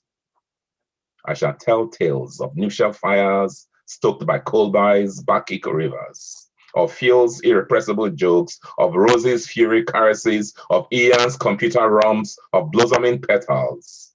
Shonette, Sharon, Sheila. Colby's white sons of a peach and black bastards in a communion unburdened by history.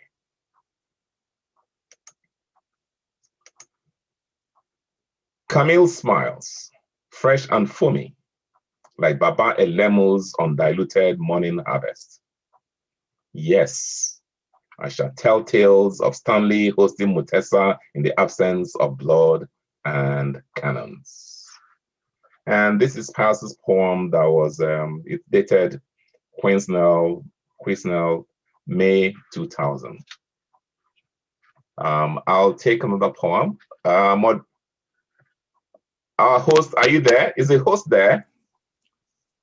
Oh boy. Yes. Prof, sorry to interrupt you. Celine is here, and Susan is here also, and Anthony, just in case we are looking for. They also contributed, but they've not read yet. Yeah, okay. So I would have them, come up after you. So do you want to take a reading? Uche Peter Umez. Okay, thank you very much. And sorry if my voice is a bit croaky. It's been very cold here. So the poem I want to read is titled, When the Curtains Fall. She sits in the glare of dawn, curtains drawn, curtains, his fingers diagonally parted. In the room, the silences that claps hearts, the residue of his scent in the sofa, the clouds and symmetry in the sky, their course slow. A fraction of how our thoughts loop in grief. Stripped of what is the why, the what in what is not, what is to be, what might be, what has become.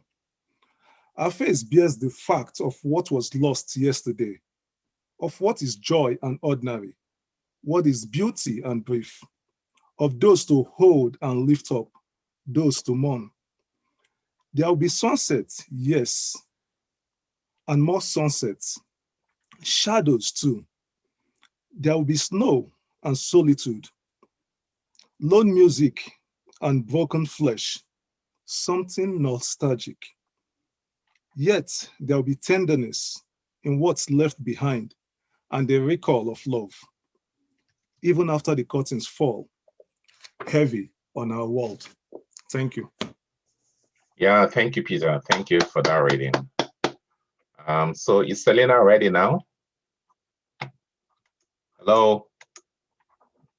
Is Selena ready? Who are the other people ready? Hello?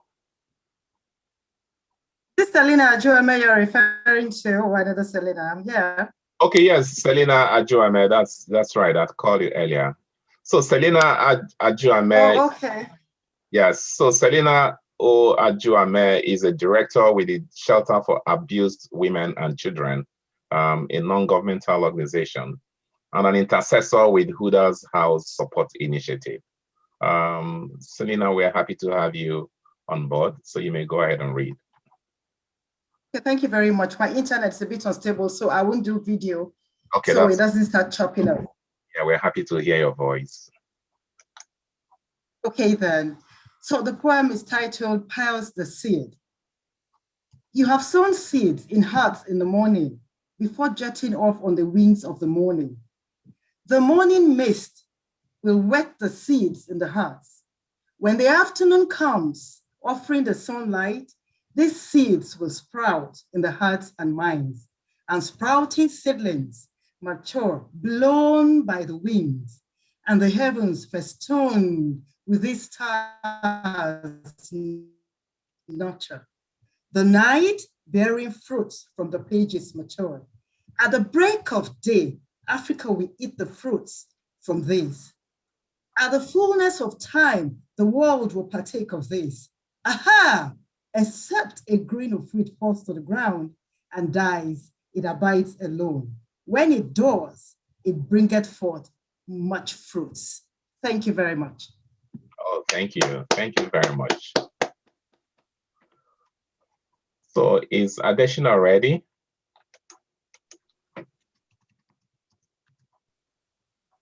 Is Benga Adesina ready to read?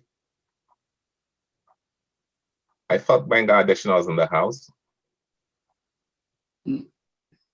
Adesina Ajala. Oh, yes. Sorry.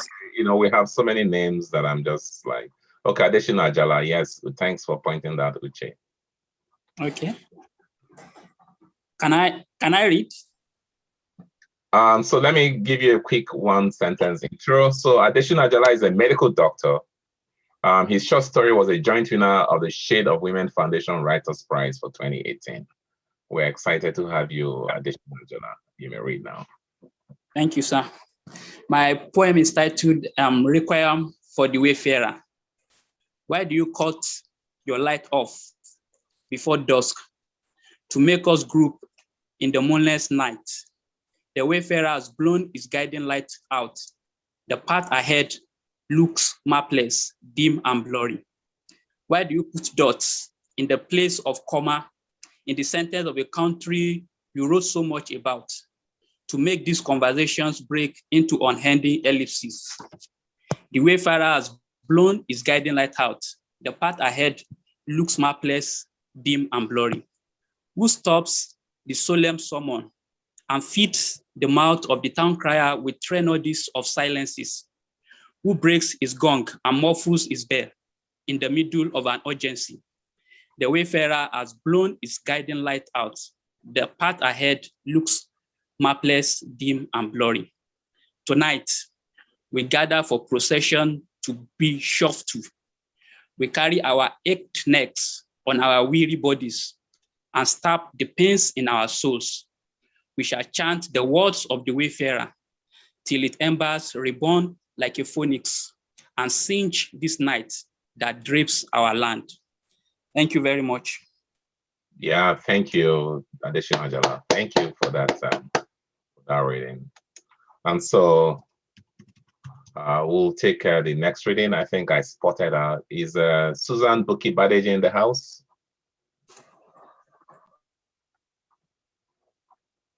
Susan Badeji, are you ready? Yes, I am. Just a minute. All right then. So while you're getting on to read, I will introduce one sentence introduction. So Susan, Right. Susan Buki Badeji is a lecturer in the Department of Theatre Arts at the Redeemers University, Ede, Osun State, Nigeria. We'd like to welcome Susan to read. Good afternoon from here, everyone.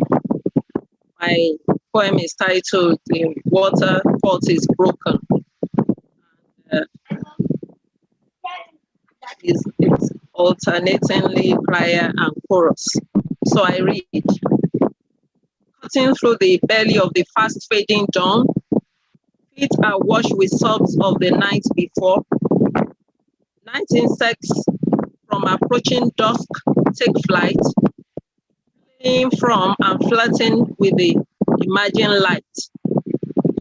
Late night owls put to their human form, or never to form will they return. In frightening howls, they breeze in flight, before the sun opens its striking eyes. Wet morning leaves their feet crush, pot bearers heed the river's dawn call. Sharp and piercing cry, the air it rains, traveling past to the jungle's end, interjecting the river's glorious hush, ululation to her waking ears rush. A pot bearer reads in wailing pangs, singing in pain a dirge someone sang. Osanja Orundopa.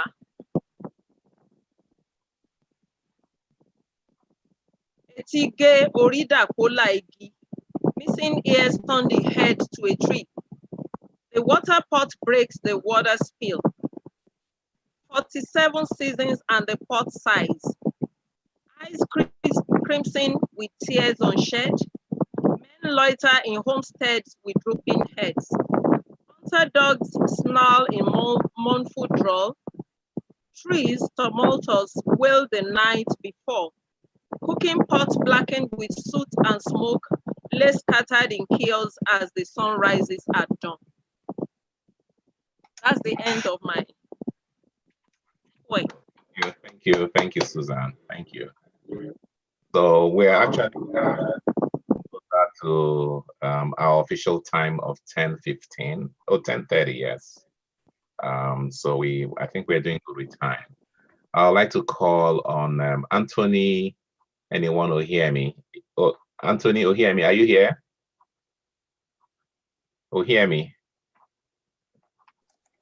Is Anthony? Yeah, it's already spotlighted. Oh, okay. Something must be wrong with my gallery. I think I'm not. I'm saying Uche instead. Okay, so Anthony, anyone who hear me has had his poems published in the Lectern and Gombe Copper. Over to you, Anthony.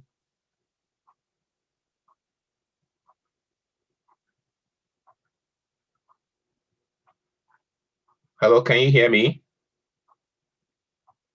Looks like we've lost him. Yeah, that's the network wahala. Anthony, are you here? I think you're still on. You're still on. Maybe it's an audio issue. All right. Please unmute yourself, Mr. Anthony. Hello, Anthony, unmute yourself. Okay, maybe we'll give him time to get together again. I still have the open mic. Okay, may I suggest that he do away with the headset? Just use your phone or the gadget. Disconnect it. I think it should work. I'm seeing a rhyme there. One of the poets has put in a rhyme. Oh, hear me cannot hear me.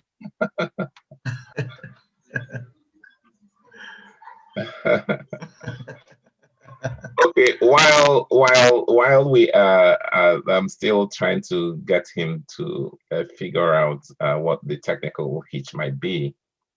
We still have the open mic is on there. Any member of the audience who wishes at this point in time to offer any reflections on the subject of this collection, this anthology, is free to indicate, and we're happy to have other voices. And while we are that, I know that I didn't quite allow some people who wanted to read the second poem at the beginning to do so. Okay, Anthony Ohiemi is here now. Now you can hear me. Can you hear me? Maybe there's a problem. Can you check your audio? Maybe the microphone or something, or you can use the speaker mode. We can see you now, but we can't hear you. Maybe it's the earpiece. Do you want to use the speaker? Maybe it will work. Yeah. Yes, we can hear you without your headpiece. Oh, I thought I heard a sound from you. No, we can't hear you. We can't hear you. Oh, am I the only one who is not hearing him? No, we can't hear him too. We can't hear him. No, we can't hear him. Maybe you need to unmute his mic. Oh, he's unmuted, but it's possibly his gadget or something. Maybe the device, yes. Oh, maybe, sorry. Maybe you should just go ahead and read, and then we'll read your lips. I hope if it's a short poem. Okay, I'm going to remove you. I will put you in the waiting room, then re-add you. Let's see whether that will work. And you can go on with the program. Then you come back. Hit you and see if that's gonna work. Okay. All right. So while we are doing that, can we have? Is there anyone who is in the house who would like to? Who are we hearing now? Anybody in the open mic? Prof. Yes.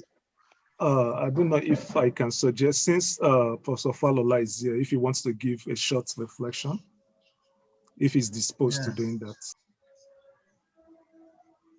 Professor Falola, I am not so sure he's disposed today to make any remarks, but maybe he has changed his mind. It's okay. I've been enjoying all of them, all the reading, and from those I know, those I don't know, established poets like our distinguished professor and newer ones. And it was a privilege for me to have read many of them when I was asked to write the blog for the book. So this is a very happy reminder of all of them. And we cannot thank all of you enough for putting this together, which is fulfilling various purposes, reminding us of our loss, but at the same time, moving us forward. In every calamity, in every mourning, when you mourn the dead, there is laughter. And that laughter that is part of the residue of death and mourning would keep rekindling our hope and keep giving us fortitude and making us reconnect with ourselves and with the spirit of all our ancestors. Thank you very much. Yes, thank you very much for those remarks. As I noted early on, for those of you who joined us late, yes, Professor Falola offered one of the blog's endorsements for this collection. And, you know, he has re-echoed some of the sentiments and some of the ideas that he put in the blog, which I would like to read. Fatality has produced its own face of faith in this magisterial anthology, yielding enormous faith in our friend Pius, as words attack the great loss, lament the unexpected casualty, and expose the revelations of history. Verses speak to our expectations, the daydreaming, the aspirations, even the blessings of a temporary moment. A new world is imminent. A new world of rebirth and possibilities, a new world. And Professor Falola is the Jacob and Frances Sanger Musica Chair in the Humanities and Distinguished Teaching Professor at the University of Texas at Austin. Thank you both for the blog and also for joining us today and offering these remarks. Anthony, can you hear me? If you can hear me, Anthony, hear me? say hello to us. Let's be sure that your mic is working at this time. We can see you, but we can't hear you.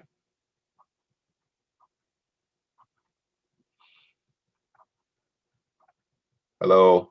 Did you check? Some of the people here have suggested that you check what mic you selected. Are you using a phone or okay? It looks like you're using a phone.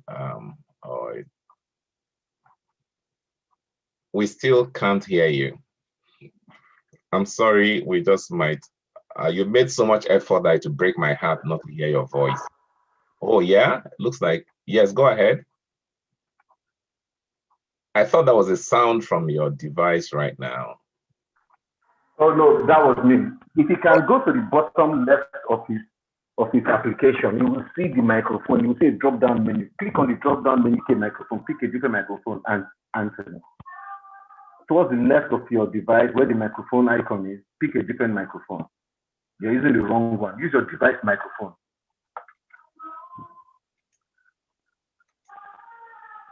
So if you click on the arrow, you're going to get some options. Yes, and if you're using a device, turn the device to landscape. Turn the device sideways so that you have more options instead of using it portrait. Turn the device sideways, not flat. Sideways and hold it up. Sideways and hold it up. Not flat. Oh my God, he's trying so hard. Yeah. We must help him. These are the mission of today. Beautiful. Now, drop that menu. Pick a different mic. No, we can't. Pick a microphone. Use your same as system. Click on same as system.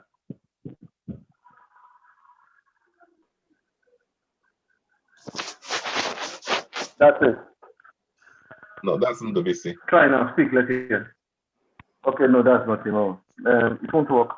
Let him remove the headphone since he's using set. I think the headphone was for his tablet.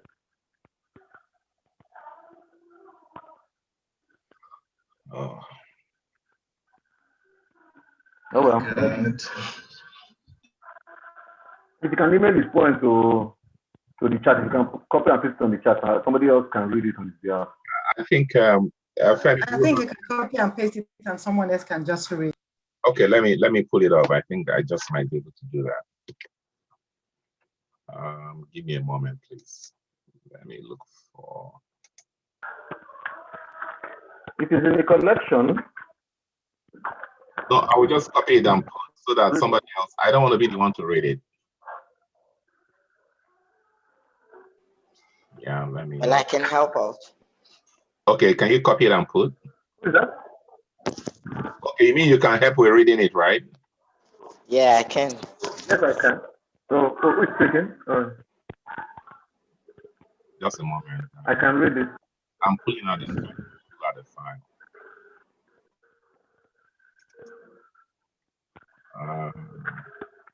It is poem in the collection. Yeah, page 236. Yeah, but only. Okay, let me go ahead and read. Okay, Jose, for Anthony, yes, who we cannot hear. 236 of which collection? Well, you know that there are two different editions. Where so sorry. on okay, NL. let me go to table of contents. Yeah. Is it transit to Anthony? I've seen it, page 200. Okay. Of the authoritative Nigerian edition.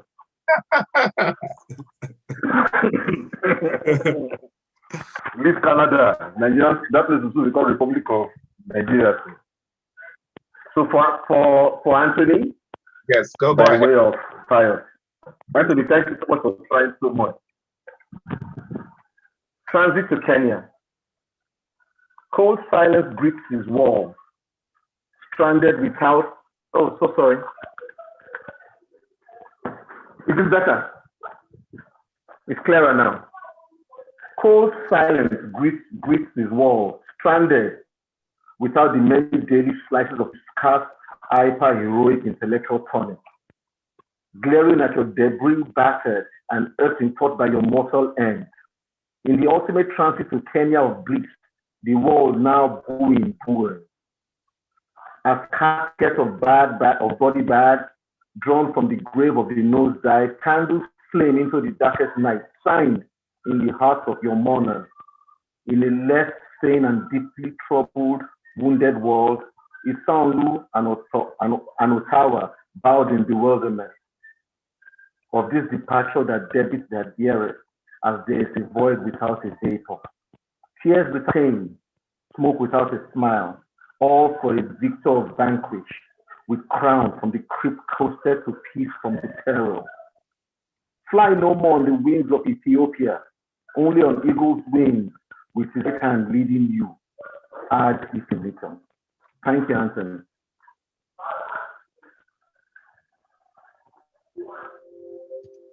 All right. So you're done with that, right? Hello? Can you hear me? Yes. Yes, we can. Yes, we can. All right. So thank you very much for that. I'm happy you have helped out. That's part of the troubleshooting that the publisher does. Thanks a lot. So do we have any other person, any person on open mic who wants to join, whether extempore composition right away? Okay, so we are 4 minutes shy of the end of our official time, and it looks like we're going to be able to contain that. Do we have anybody in the house who would like to make any remarks, general remarks about the life and times of Pius Adesanmi?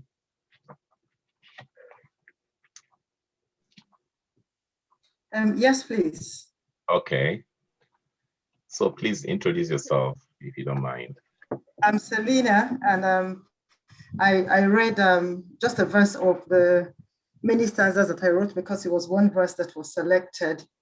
Yeah. I'm a medical entomologist from University of Jos. I met Professor Pius in Ghana at the Pan-African Doctoral Academy. And it was a robust mentoring that he did for me. From medical entomology to parasitology, there's no link between what he represents at all. But he just took an interest in this emerging female African that had come a long way after breaking up for the academia for a very long time. And he taught me quite a lot. His influence on my life as a mentor has affected all the members of my family. He told me to talk to him about each of my daughters. I have 5 of them, and he went, Madam Selina, move these children from Nigeria. Long and short, long story cut short, because it's very emotional for me. My daughters are actually on their way to Canada now because of Professor Pius Adesanmi. I've published a lot of papers from my PhD work. When he saw it, he said he was dead on arrival. I almost passed out.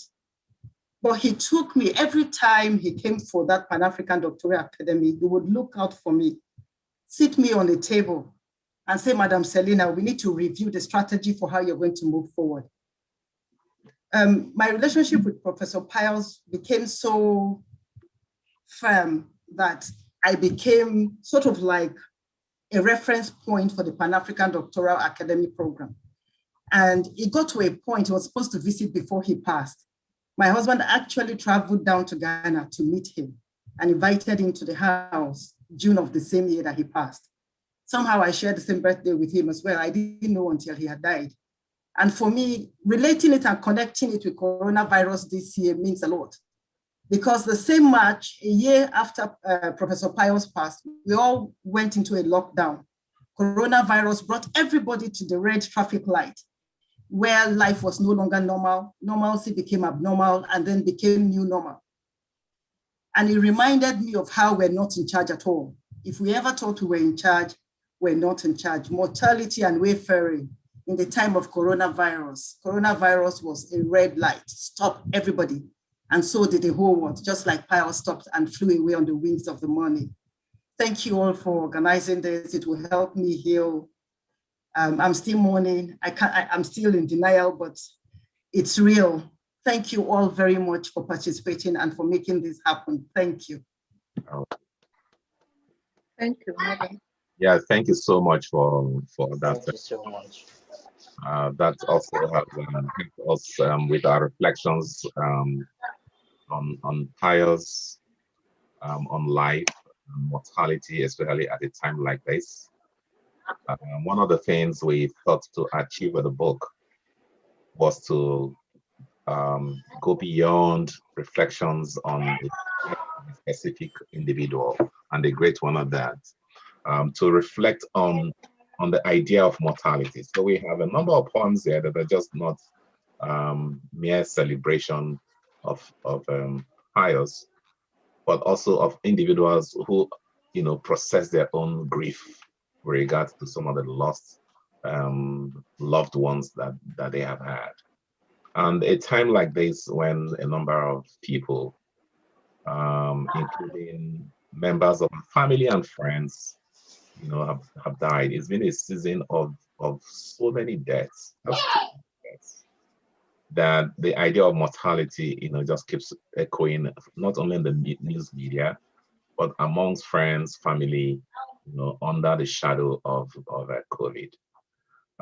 So the World Poetry Day today, offers us opportunity to contemplate a whole lot more on the meaning of life and of transition. And I am so happy that you all have been able to make out time within short notice, especially all of these contributors. You've been the stars. Without you, this book would not have been possible.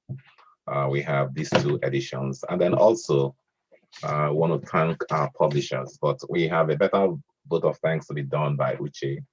So what I want to do before we bring this to a close is not just a vote of thanks. I was just adding my voice, maybe to put Uche on notice. But I'd like to read one of my own poems here. I have 2 poems in this collection, in this anthology. And I'll read the second one, which is shorter.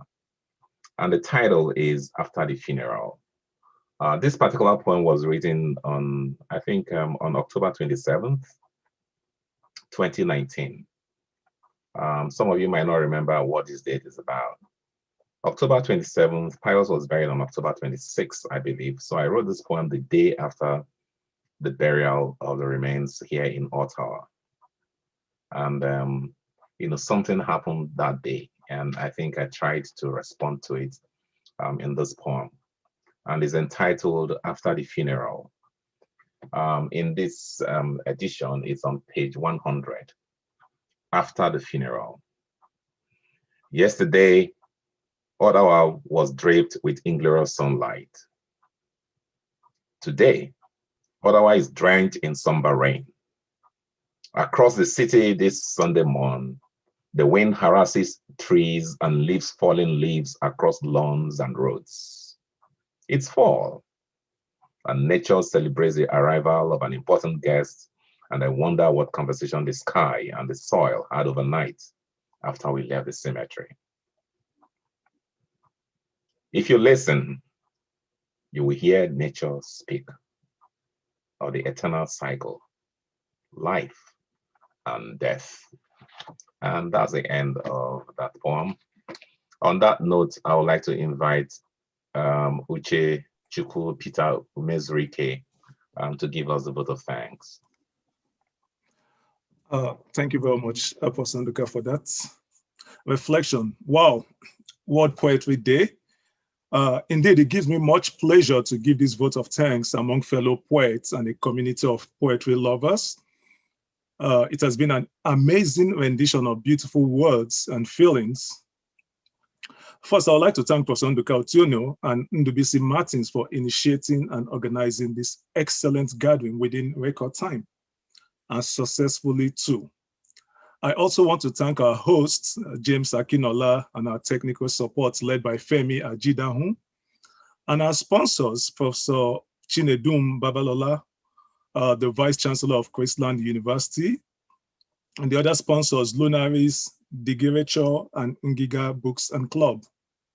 Thank you also to our publishers, Narrative Landscape Press and Daraja Press, all our participants, everyone who has read a poem here, and contributors who couldn't made it due to staffing exigencies. We value your presence here and for taking the time to honor the memory of our late dear colleague, Pius Adesanmi, whose memory has made this community possible.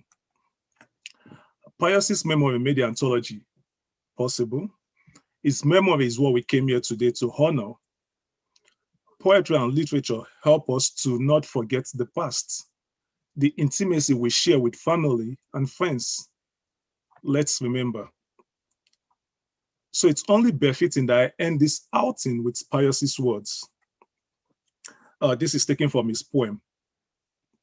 What tales shall the wayfarer tell when time and tide and the pool of ancestral blood return him to his native land? May Pius's memory persist. May his words resonate deeply with us. Amen. May his words remind us that we are all wayfarers here on earth. Thank you for your time. Thank you for your patience. Ijeoma, journey well. Thank you. I think you can unmute everyone now. Our host, you can unmute everybody and unmute yourself so that at least as we're about to end, hear as many rousing voices as possible. Oh, Augustine, you finally joined us. Sorry, we missed. Yeah. Thank you. Thank you. Thank you. I would like to thank two people who also have facilitated this event. And yeah, you're here too, finally. We also missed you. And that's James, Dr. James Akiola and Femi Ajidahu. Femi is administrative assistant at the Institute of African Studies at Carleton, where Pius was the director, and where I work. I want to thank Femi. That's Femi there. Let's give them a round of applause. And then we'd also like to thank James. James, it'd be nice to see your face. You've been walking behind. Yes, that's James. You know, he's affiliated to Chrisland University. So you can see him affiliated to Chrisland University. I want to thank you for the technical support that you have offered. I want to thank all of you in different ways, and it's a really, really challenging time for some of us. I wish I could thank everybody one by one. Again, I'm so happy that you connect. And many of you in different parts of the continent, I can handle connectivity challenges we have. But this morning, from Pata, Badon, Sarah, where are you now? I don't know where exactly. Oh, yes, please mute. All right, I think there isn't much to say. Without much to do, I want to thank all of you for being part of this event. Thank you for hosting the event. Go ahead and celebrate poetry. Thank you. Thank you. Thank you. Thank you. Bravo. Thank you, everyone. Thank you. Thank you. Thank you. Everyone, excellent. Beautiful presentations. Thank you. Oh, somebody mentioned. Lovely to be here with everyone around the world. Beautiful. Thank you. All right. Go, yes. Ooh. You need to get a screenshot. Did you get any screenshots? Thank you. Bye. I see you. Maybe get screenshot before everyone disappears. All right. Thank you, everyone. By the way, we just received it's sad news that Nawal Es-Sadawi is gone, the Egyptian novelist. Nawal Es-Sadawi, the very famous Egyptian novelist. We just learned that she has passed, you know, but she's lived a wonderful life and she's been an old woman. I know some of our colleagues who were working, you know, on May her soul rest in peace or rest in power. There is another event, if you're very interested. If you want to make this a poetry day for you, there's a fantastic event being put together with the Nobel laureate Wole Soyinka. It's going to start at 4 p.m. Nigerian time. And I think you just might be able to find it. Assuming that you have time to stick around and, get more poetry into your bloodstream today and into your spirit. That'd be nice. Caller, Tuboso, I'm sure you're joining from the UK, right? Or are you visiting home? Lagos. I'm in Lagos. Oh, okay. Okay, that's fine. Ndaba, thank you. All of you from, certainly our friends from Eastern and Southern Africa, thanks so much for joining us. May poetry, may the muse continue to befriend us and give us more creativity and more poems. And then may we all be safe from monster that is with the spikes ravaging the world today. All the best. Peace. One love. And then after contributors, you'll hear more from Uche and I. Take care. Bye for now. All right. Bye-bye. Thank you so much. Bye. Enjoy the rest of the day. Bye, everyone. Bless you all. Thank you so much. Bye-bye. Everyone. Bye, everyone. Yeah. Thanks, everyone. So, Uche, brother. More beer to poetry.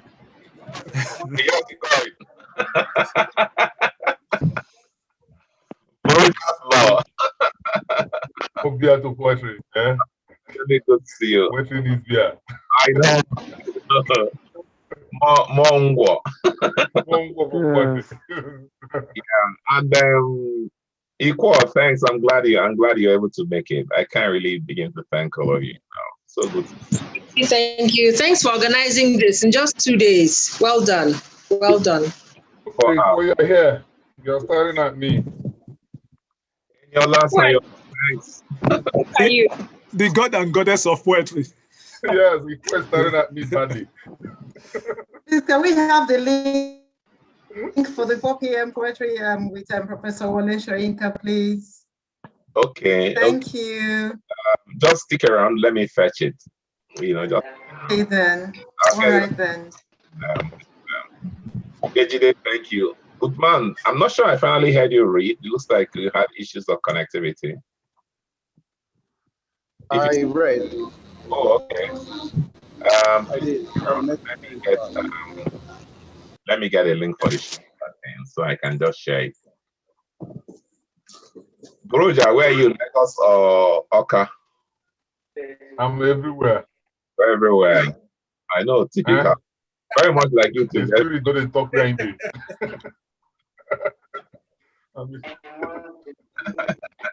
Very much for you to be everywhere. Hey, spirit, that's our spirit. I'm everywhere. You will see me. You're part of the elements. Yes, I am in my mood. Hey, my brother. Okay, Ngwano will connect. Thank you, everyone.